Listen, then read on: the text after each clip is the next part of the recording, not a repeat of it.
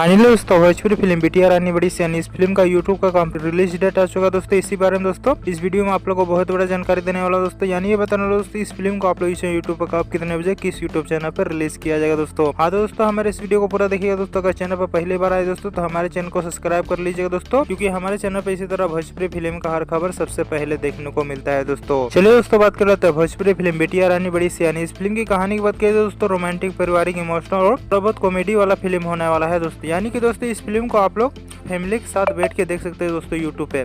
दोस्तों इस फिल्म की स्टार कास्ट में नजर आएंगे दोस्तों भोजपुरी के स्टार अंजना सिंह, जना पांडे। वहीं दोस्तों इस फिल्म के अन्य कलाकार की बात की जाए तो भोजपुरी इंडस्ट्री के कई छोटे बड़े कलाकार इस फिल्म में हम लोग को देखने को मिलने वाला है दोस्तों। वहीं दोस्तों इस फिल्म के गाने की बात की जाए तो इस फिल्म के सभी गाने बहुत ही जबरदस्त शानदार वीडियो गाने होने वाले हैं दोस्तों। तो चलिए दोस्तों बात कर लेते हैं भोजपुरी फिल्म बिटिया रानी बड़ी सियानी। इस फिल्म को यूट्यूब पर कब कितने बजे किस यूट्यूब चैनल पर रिलीज किया जाएगा दोस्तों।